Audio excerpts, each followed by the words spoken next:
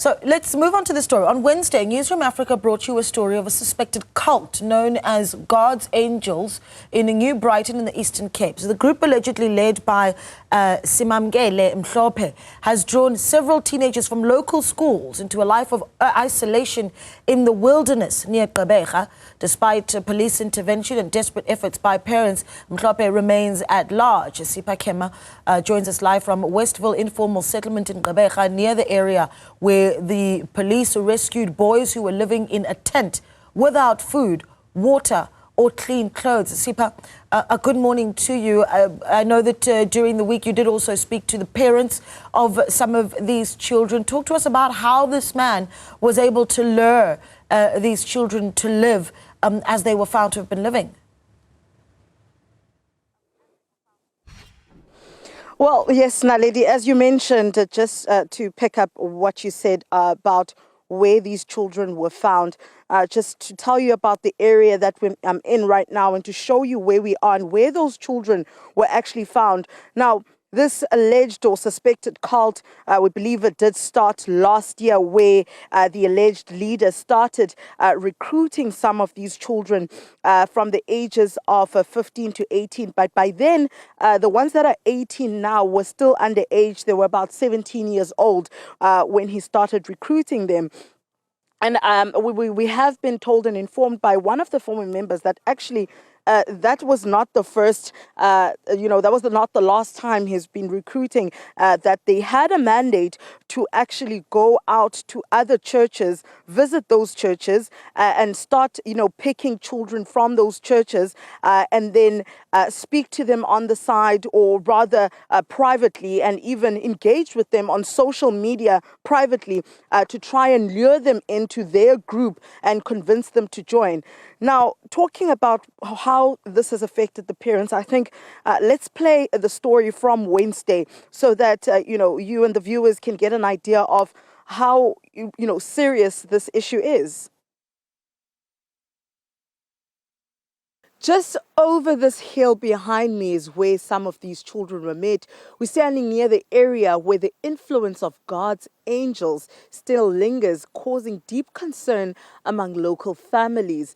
Despite being rescued, some children continue to secretly meet with the supposed cult leader, and their behavior has taken a troubling turn towards violence. This new aggression has left parents not only scared, but desperate for a solution to free their children from the grip of this alleged dangerous cult.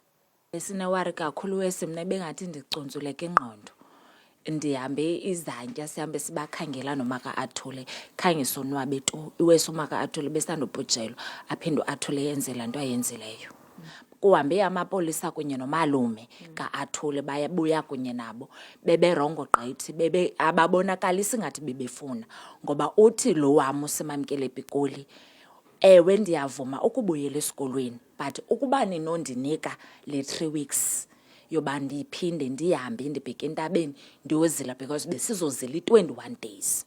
The reach of God's angels isn't confined to New Brighton alone. The group has been making inroads into other communities, even recruiting members from local churches. Befuna utsala ngabanye amabandla ayobatsala abazise kulento le ye fasting uye athethe nabecaleni abethethe nayicaleni and abacele mhlawumbe acele Facebook page yabo and then athethe nabecaleni. Former associates of the cult leader have provided insight into his manipulative tactics. They actually teach about Babylon system. They said school comes from Babylon. It is a system of Babylon. Education and circumcision. So because of they teach that the children wrote letters from their parents that they will not go to school and they will not circumcise. Organizations like Kula Development Foundation are stepping in to address the underlying issues that allow such groups to take root. The people of the Nelson Mandela Bay, especially in Gqeberha, should not allow such religions to come and wipe away the minds of our children. The police say they are actively investigating. We're viewing it as very serious because we don't want a repetition of the same incident that happened in Ngobo years within the province, years back within the province. For Newzroom Afrika on Channel 405, I'm Sipha Kema in Gqeberha.